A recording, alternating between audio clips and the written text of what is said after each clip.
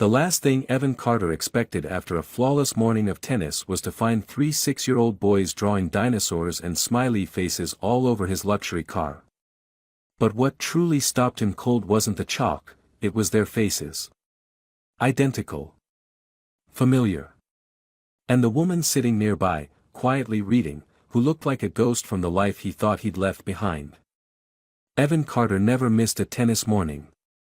It was his one untouchable ritual, tucked neatly between high-stakes meetings and business calls. He liked the control it gave him, the predictability of the game, the silence of early courts and the sound of a clean serve. That morning was no different, until it was. After a quick warm-up and a few sets with his trainer, Evan walked back toward the parking lot, towel draped over his shoulder, expecting nothing more than a quiet ride to his office and the usual onslaught of emails. But the moment he turned the corner, he stopped in his tracks. 3 small boys, around 6 years old, were crouched in front of his matte black Porsche. All of them had chalk in their hands, one red, one blue, one green, and they were drawing. Not on the pavement, not near the tires, but directly on the car. The hood now had a wonky sun, the driver's side door was home to a shaky but detailed dinosaur, and the windshield had a big, "Hi" scrawled across it in rainbow letters. They didn't notice him right away. They were focused, completely absorbed in their masterpiece. Evan felt something between disbelief and outrage rise in his chest. This was a custom-painted, limited-edition sports car.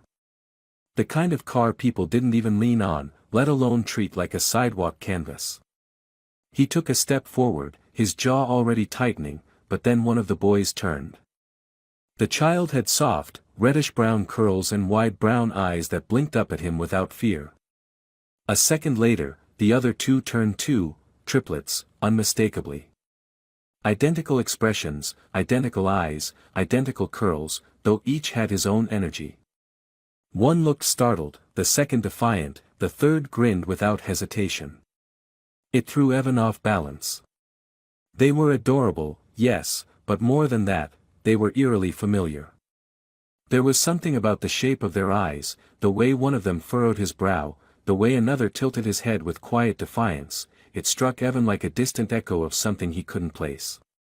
He cleared his throat, not entirely sure what to say. "Where are your parents?" he asked, trying to keep his voice even. One of the boys pointed casually toward a bench shaded by a large tree. "Our mom's reading," he said, like it was the most obvious thing in the world. Evan followed the direction of the boy's finger. There, sitting alone, was a woman with a book resting in her lap, her head tilted slightly as she turned the page. Her dark hair was pulled into a loose bun, strands curling along her cheekbones, and she wore a long cardigan over jeans and sneakers.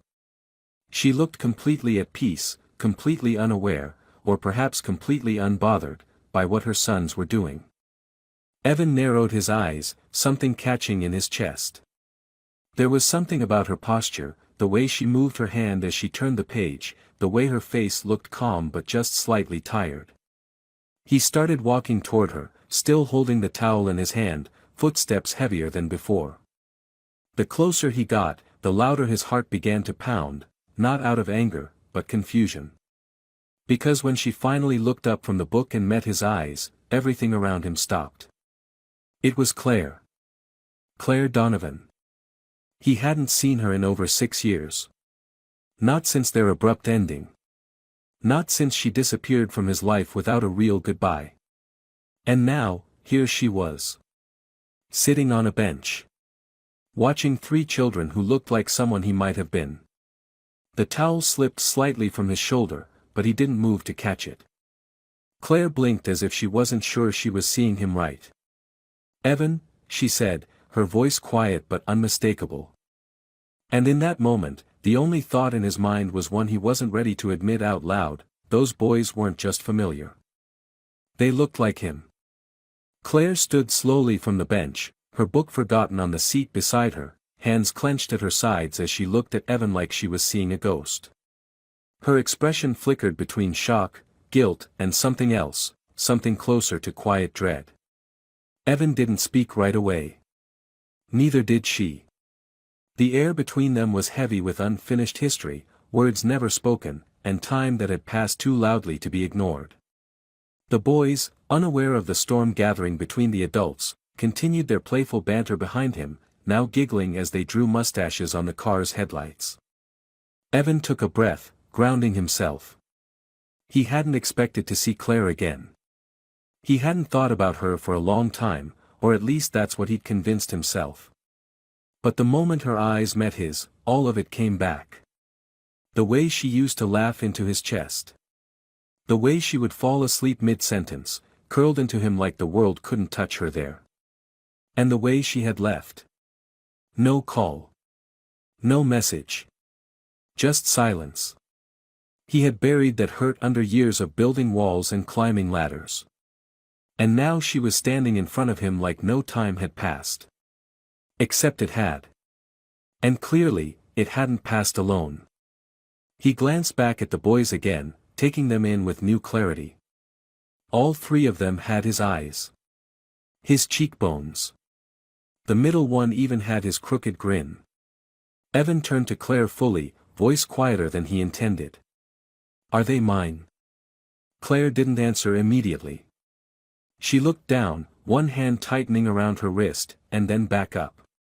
Can we talk? She asked, nodding toward a path that led away from the courts.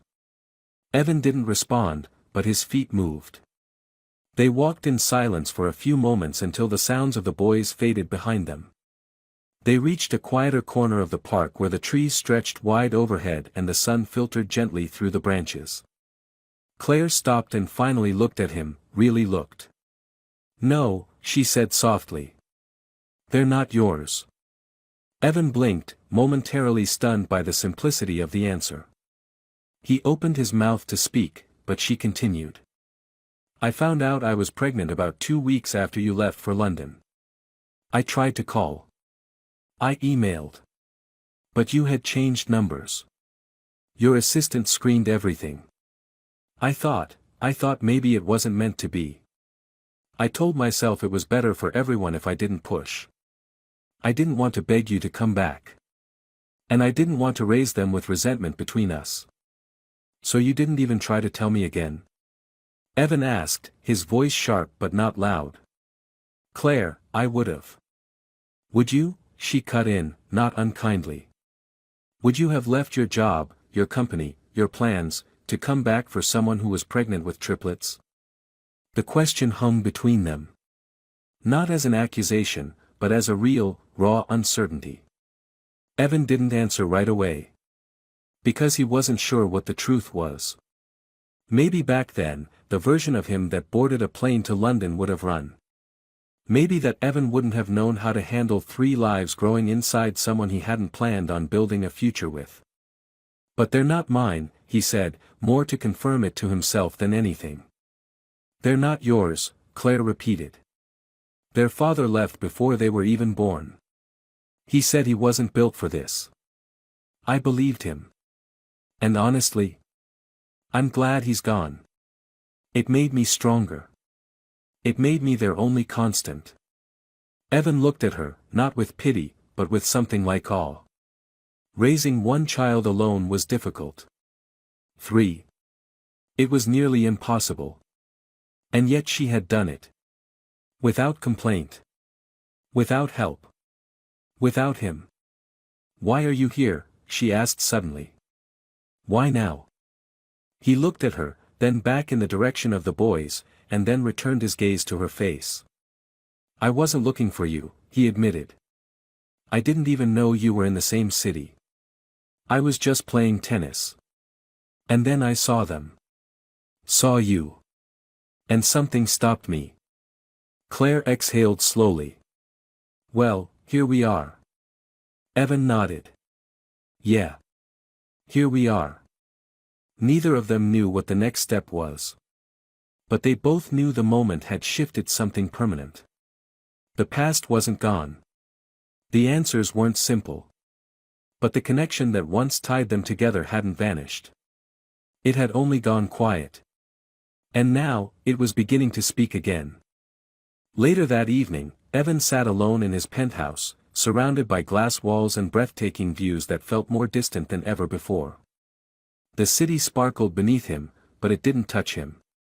Nothing did. The silence in the room was heavy, not peaceful like it used to be, but suffocating. His mind wouldn't stop replaying the day. The chalk drawings. The identical boys. Claire's voice. The weight of her choices. And his own.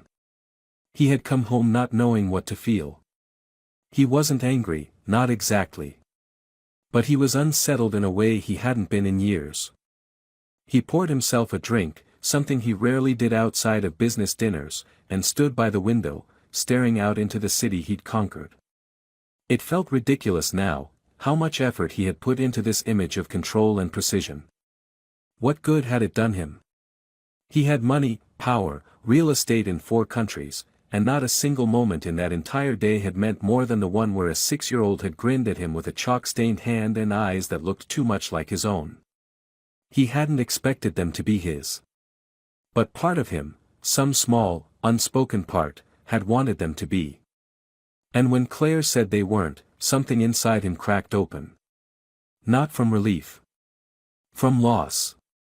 He sat down at the edge of his leather sofa, elbows on his knees, the glass still in his hand. He hadn't seen Claire in 6 years, but she'd haunted parts of him in ways he'd refused to admit. He remembered her laughter, her stubborn optimism, the way she challenged his cold logic without ever yelling. She was the only woman he had ever let close enough to leave a mark. And he had convinced himself she'd simply vanished, that she'd chosen to disappear.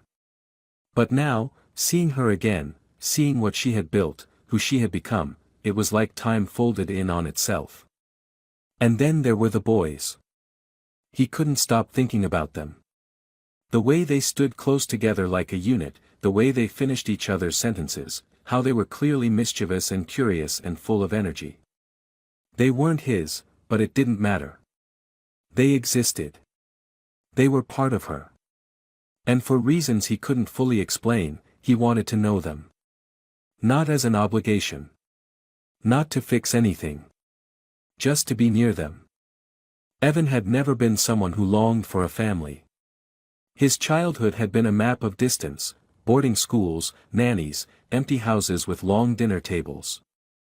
His father had taught him how to lead but never how to care.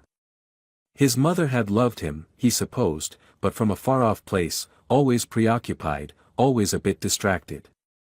He had promised himself a different life. A better one. But he had filled it with things instead of people.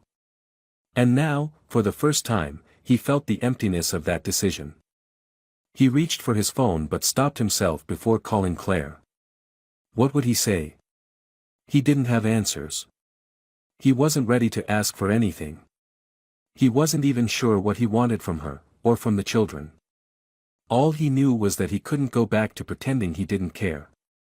He set the glass down and stood up. His reflection in the window stared back at him, sharp suit, clean lines, the man everyone knew. But tonight he didn't feel like that man. He felt like someone standing at the edge of something he didn't understand. Something real. Something terrifying. He turned off the lights and went to bed without checking his email for the first time in years. And just before he drifted into sleep, he saw the faces of 3 boys with wild curls and chalk-covered hands. And he knew this wasn't over. 3 days passed before Evan saw Claire again. He hadn't planned it. He hadn't reached out. But every minute since that conversation in the park had pressed on him like weight he couldn't put down. He went through the motions of his daily life, meetings, calls, documents, all flawlessly executed, but nothing felt the same. His focus slipped during boardroom discussions. He forgot names. He stared too long at pictures of playground developments in one of his company's urban renewal proposals. Every child's face reminded him of the 3 boys who weren't his, but somehow already lived inside his thoughts. He didn't fully understand why. He just knew that something had cracked open inside him, and now it refused to close. That Friday, his car turned toward the park on instinct more than intent.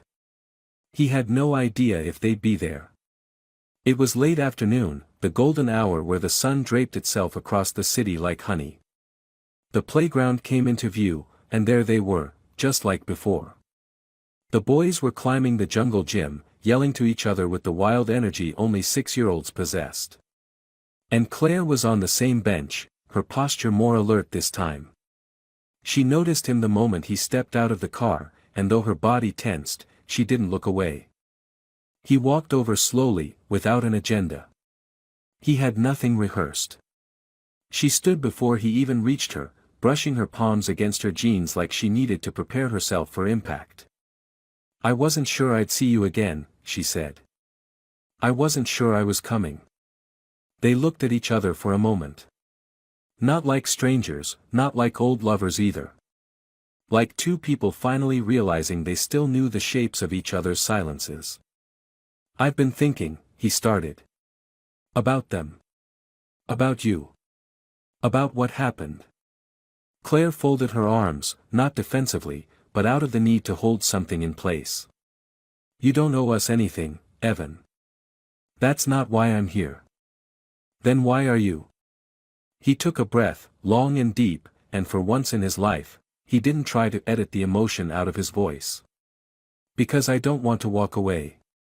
I'm not asking for anything. I can't pretend it didn't happen. That I didn't see you. That I didn't see them." She softened slightly but still didn't fully let go. "They're good kids. You don't need to get involved just to ease some guilt or curiosity." "I'm not curious," he said. "I'm drawn." Claire looked down, visibly shaken by the honesty in his words. "They've never had anyone," she said after a pause. "Not really. It's just been me. And I've done my best. But I've always known something was missing." "I'm not trying to fill a gap," Evan said carefully. "I'm just trying to be present in a moment I didn't see coming. Maybe it means something. Maybe it doesn't. But it feels real." They sat in silence for a while, watching the boys play.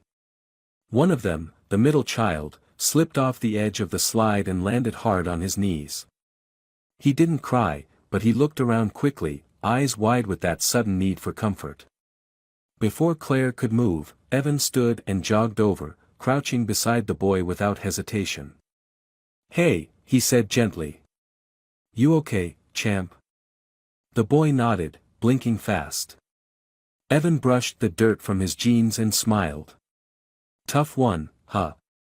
The boy gave a small, surprised grin.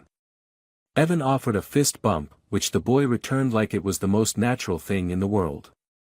Claire watched from a distance, something in her chest tightening. When Evan returned, she looked at him differently. "You knew exactly what to do," she said. "I had no idea what I was doing. And that's exactly why it worked." They left the park together. Not as a couple, not with any decisions made, but with something unspoken taking root between them. It wasn't a promise. It wasn't a beginning. It was an opening. A moment where maybe, just maybe, the past wasn't as closed as they thought. The days that followed were nothing like Evan had experienced before. He had lived a life of structure, of well-oiled calendars and appointments booked months in advance, where every moment was accounted for. But suddenly, his world became filled with spontaneity and noise, small, joyful chaos he didn't know he needed.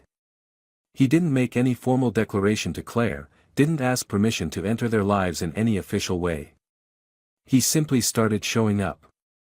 Sometimes it was in the late afternoon at the park, other times it was with a bag of groceries when she looked too tired to cook.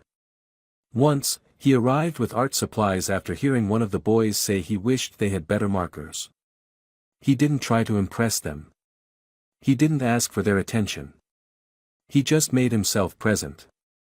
And it was that presence, quiet and steady, that began to change everything. Claire didn't say much in those early days. She didn't ask him what he wanted. She didn't define boundaries. But she watched. Closely. She saw how he knelt down when the boys talked to him, how he remembered who liked what color, how he instinctively stepped between them and the street when they walked, even when she forgot to. There were moments when she caught herself smiling at him without realizing it, moments when she almost reached for his hand and then stopped herself. She wasn't ready for trust.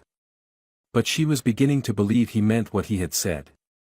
The boys, for their part, accepted Evan in the way only children can, purely and without question. They didn't know what he had done or failed to do in the past. They didn't care. He was there now, and that was enough. They asked him to read to them at night when he stayed late. They dragged him into their board game arguments and demanded he be the referee. They called him Evan at first, but then one of them, the youngest by 2 minutes, slipped and called him Dad during a game of tag. The word hung in the air for a moment, heavy with meaning neither of them dared acknowledge. Evan didn't correct him. He just smiled and kept playing, heart pounding for reasons he couldn't explain. One evening, Evan stayed after dinner. The boys were upstairs, bathing, and the house was filled with the sound of running water and laughter echoing down the hallway. Claire was washing dishes, her back to him, and he offered to dry. They worked in silence at first, their movements in rhythm, the domesticity of it both strange and familiar. Finally, she spoke. "I didn't expect you to stay this long. I didn't expect to want to."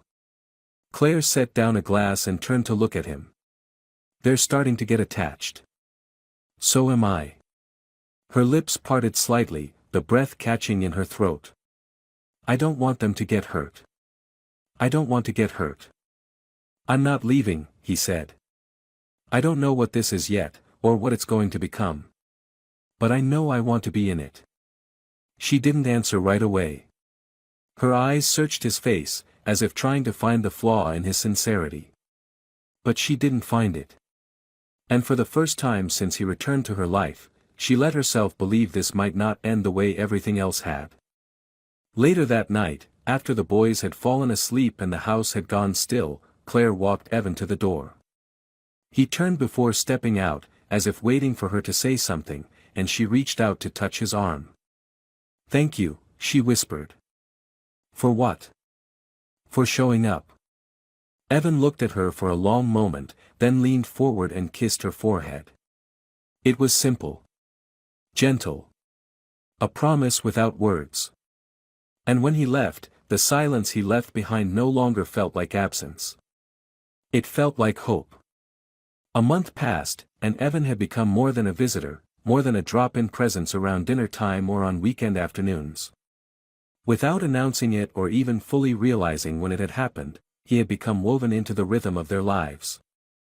He knew which of the boys liked peanut butter and which one hated it. He knew who needed the night light on and who insisted on sleeping with the curtains wide open. He could tell which footsteps on the stairs belonged to which child and how to tell their laughter apart, even though their voices often overlapped. He had memorized the lyrics to songs he'd never imagined singing and had learned to navigate mornings full of mismatched socks, cereal spills, and last-minute backpack hunts like it was second nature. Claire watched him with a mix of disbelief and quiet admiration. He had not only shown up, but stayed, and more than that, he participated. He didn't just bring gifts or offer token attention. He changed diapers when needed, showed up at parent-teacher meetings, helped with school projects that involved far too much glitter. He sat through endless conversations about dinosaurs and space rockets and listened, really listened, when one of the boys had a bad day and didn't know how to explain it. She saw him grow into a role that neither of them had discussed out loud, but that he was stepping into with every day that passed. They still hadn't talked about labels.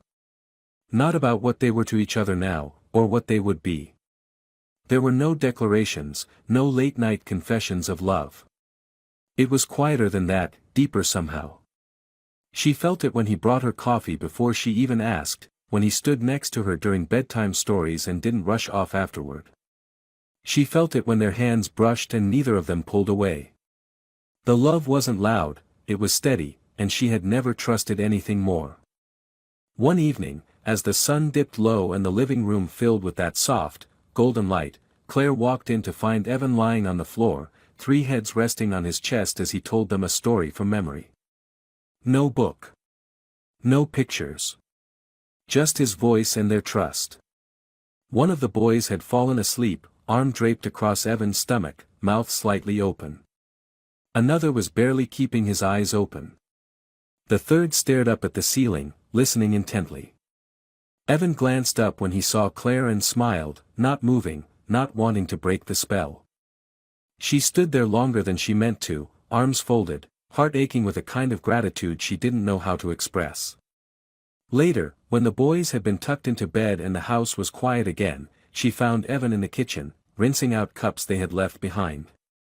"You're good at this," she said softly. He didn't turn around, just nodded. "I didn't know I would be." "They adore you." "I adore them." She leaned against the doorframe, watching him. "And what about me?" He finally turned, meeting her gaze with a kind of honesty that made her breath catch. "You scare me," he said. "Because you're the first thing in my life I didn't plan for that I never want to lose." Claire stepped forward, slowly, cautiously, until she was standing right in front of him. She rested her hand on his chest, over the place where his heart beat steady and strong. "Then don't leave." "I wasn't going to," he whispered. She kissed him then, not out of impulse, not because the moment demanded it, but because her whole body already knew he belonged. The kiss wasn't rushed or fiery. It was sure. Certain. Familiar in a way that only something deeply earned can feel. That night, they didn't talk about the future. They didn't need to. It was already unfolding between them in the smallest moments, in the quiet smiles, in the way they moved through the house together as if they'd always been one unit. And for the first time in years, Claire slept deeply, knowing that someone was still there when she opened her eyes. Evan had never thought of himself as someone who needed a family. He'd spent years building walls around his life, structuring everything with purpose, productivity, and precision. But now, as he sat at the small kitchen table in Claire's house, watching one of the boys make faces into his glass of orange juice while the others argued over which dinosaur would win in a fight, he felt something he couldn't quite name. It wasn't pride or peace exactly, it was fuller than that. It was a quiet, aching joy. He didn't belong here because of obligation. He belonged here because something in his soul had shifted, cracked open, and let real life rush in. The days had blurred into something beautiful. Mornings were chaotic but warm. Evenings were filled with bedtime stories and the soft rhythm of shared routines. Claire had started leaving little notes on the fridge when she left early for work, reminders for the boys, but sometimes with a quick, "thank you," or a drawn heart for Evan. It was never dramatic, never too much, but enough to remind him that this was no longer temporary. He was here, and she saw him. He began to notice the smallest things about each boy. How Theo, the loudest and most imaginative, bit his nails when he was nervous. How Max, always pretending to be brave, would quietly seek out Evan's hand when the movie got scary. And Ben, the youngest by minutes, but the most introspective, liked to sit beside Evan without speaking, just to be close. It wasn't about big moments. It was about thousands of tiny ones. That's what built trust. That's what made them a family.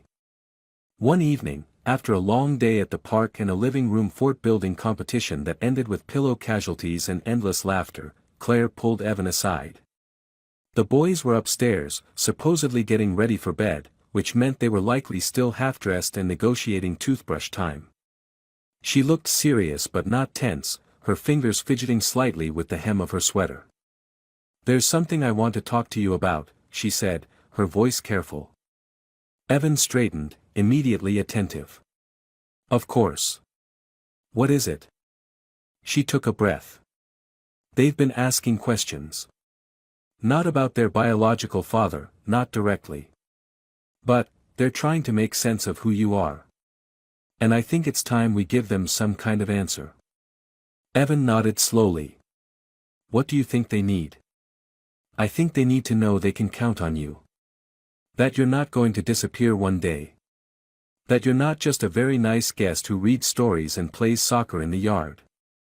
He hesitated, not because he disagreed, but because the truth of it hit him harder than he expected. "I don't want them to wonder," he said.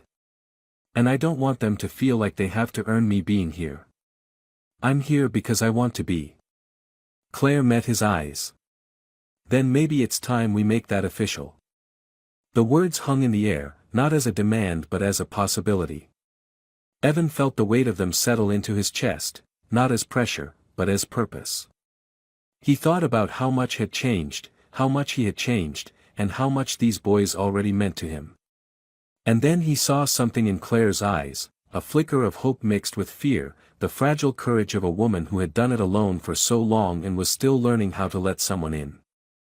"I want to adopt them," he said quietly. "If that's something you and they would want. I know I can't replace anyone. I don't want to. But I'd be proud to be their father." Claire didn't cry. She just exhaled like she'd been holding her breath for years. Then she reached out and touched his face, her thumb brushing the edge of his jaw like she was memorizing him all over again. "They would be lucky to have you," she said. "But so would I." Upstairs, the boys erupted into a fit of laughter that echoed through the house like music. Evan looked toward the ceiling, then back at Claire, his hand wrapping around hers. "Then let's do it," he whispered. "Let's give them that security. Let's give them all of us." And just like that, without ceremony or witnesses, the foundation of their future was set. Not on perfection, not on blood, but on love freely chosen. On presence. On staying. And for the first time in his life, Evan wasn't building something for the world to see. He was building something that would last even when no one else was looking. The morning of the adoption hearing was quiet, almost strangely so. The sky outside was soft with early light, and the usual rush of shoes slamming against floors and cereal spilling on counters was replaced with something gentler, more intentional. Claire had helped the boys into their little button-down shirts and combed through their wild curls, trying to keep them in some form of order, though the energy in them made it nearly impossible. Evan stood nearby, adjusting their tiny collars, kneeling down to tie Max's shoe, smiling softly as Theo declared he was going to "tell the judge we already like you so she says yes faster." There was nervousness in the air, yes, but there was also excitement. The kind that lives in children when they know something important is about to happen, even if they don't fully understand it. Claire watched Evan as he moved through the house with steady hands and a calm that hadn't always been there. He had grown into this role not with declarations or grand gestures, but with every small choice to stay, to listen, to love without needing to be asked. She could still remember the man who had once lived in glass towers and met the world through polished schedules and polite detachment. But this version of him, this man in front of her now, was softer without being weaker, stronger because he had chosen to lean in, not run. At the courthouse, everything moved slowly at first. Paperwork. Waiting. A small family courtroom with a warm judge who smiled kindly at the boys and asked them easy questions to help them feel comfortable.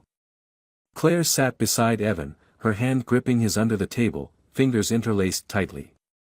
The boys sat in chairs too big for them, their feet dangling, their legs swinging in time. When asked if they understood what was happening, they each nodded with eager certainty. And when the judge asked why they wanted Evan to be their dad, Theo answered quickly and without hesitation, "Because he already is."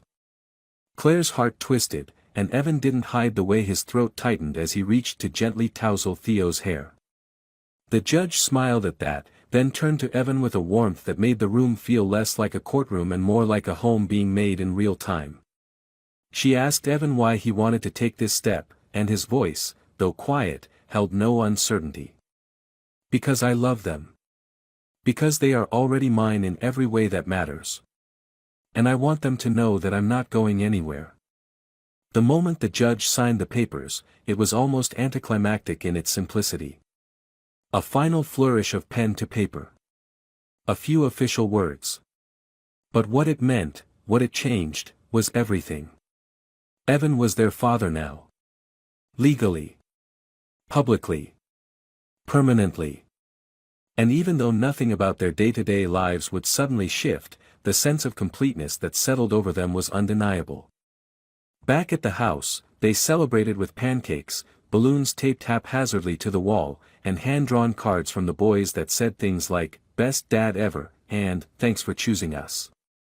Evan read each one like it was a contract more sacred than anything he'd ever signed before. Claire made coffee, then stood in the doorway of the kitchen, watching the four of them pile onto the couch in a tangle of limbs and laughter, a living, breathing portrait of everything she never dared to imagine years ago when she held 3 newborns in her arms and wondered how she would ever survive. Later that evening, after the boys had gone to sleep, Evan walked into the bedroom and found Claire holding a small box in her hands. When he opened it, he found a silver ring, simple and unpolished, with the inside engraved with 4 initials, hers, the boys, and his. She didn't say anything, just held it out, and he slipped it onto his finger without question, without needing any promises spoken aloud. He looked at her and said, "I didn't know life could be like this." And she replied, "That's because we hadn't built it yet." They curled into each other, the house quiet around them, the world soft beyond the windows. And in that stillness, in the deep fullness of what they had created together, Evan realized that this messy, loud, perfectly imperfect life, was the only thing he had ever truly wanted. He hadn't found it in wealth or power or silence. He had found it in chalk drawings, mismatched socks, whispered bedtime stories, and a woman who had once been his past, and had now become his forever. What makes the ending of this story so emotionally satisfying to me is how quietly powerful it is. There's no dramatic cliffhanger, no over-the-top declarations, just the slow and steady culmination of choices, small, intentional, deeply human choices. Evan doesn't become a father because he has to or because it's the right thing on paper. He becomes one because his heart genuinely shifts. And that shift, for a man so used to controlling everything, is massive. Claire, on the other hand, learns to let someone in after years of carrying everything on her own. She doesn't surrender her strength, she expands it by allowing trust to grow again. The beauty of their reunion isn't in rewriting the past, but in writing a new future on their own terms. And the boys? They don't fully grasp the weight of what happened in the courtroom, but they feel it. They feel chosen. And that feeling, that they're worth showing up for, worth staying for, is the very heart of the story. This isn't a fairy tale ending. It's better. It's earned, grounded, and real. It reminds us that family isn't always built by blood or by plan, but by presence, love, and the willingness to stay when it's hard.